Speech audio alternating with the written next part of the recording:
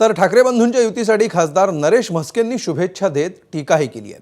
गेल्या 6 महिन्यांपासून ते युतीतच आहेत, मात्र निवडणुकांचे निकाल काय लागले हे सर्वांनाच माहीत आहे, अशी प्रतिक्रिया नरेश म्हस्केंनी दिली आहे। त्यांच्याशी बातचीत केली आमच्या प्रतिनिधी। आपल्याबरोबर ठाण्याचे खासदार आणि शिवसेना शिंदे गटाचे प्रवक्ते आहेत नरेश म्हस्के सर। सर काय सांगाल, संजय राऊतांनी एक ट्विट केलं आणि त्यानंतर आता महाराष्ट्रातलं वातावरणच बदलल्यासारखं झालेलं आहे। सगळेजण एकाच गोष्टी चर्चा करतात, ती म्हणजे ठाकरे बंधूंची युती आता जाहीर होणार आहे। उद्या अधिकृतपणे 12 वाजता ही युती जाहीर होणार आहे। तुमची पहिली प्रतिक्रिया काय आहे?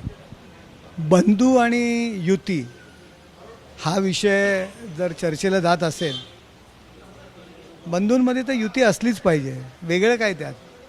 म्हणजे आधी बिघाडी होती आणि आता आघाडी झालेली आहे, स्वागत आहे।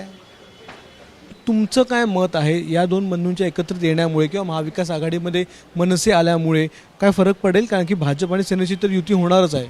आत्ताच झालेल्या नगरपंचायत, नगर परिषद या निवडणुकींचा निकाल तुम्हाला माहीत आहे आणि ह्या निवडणुकासुद्धा जरी अधिकृतरित्या दोन बंधूंची युती जाहीर झाली नव्हती, तरीसुद्धा ह्या निवडणुका त्या दोन्ही पक्षांनी युती म्हणून, आघाडी म्हणून लढलेल्या आहेत।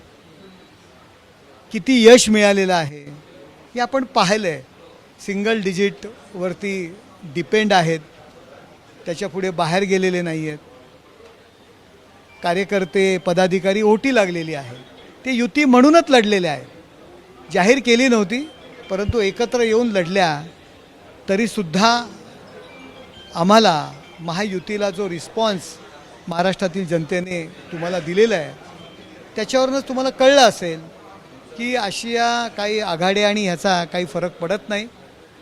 या महाराष्ट्रामध्ये देवेंद्रजी फडणवीस, एकनाथजी शिंदेसाहेब आणि अजितदादा यांनी जे काम केलेलं आहे आणि आमच्या लाडक्या बहिणींचे हे भाऊ आहेत, त्यामुळे प्रचंड असा रिस्पॉन्स आमच्या महायुतीला मिळेल।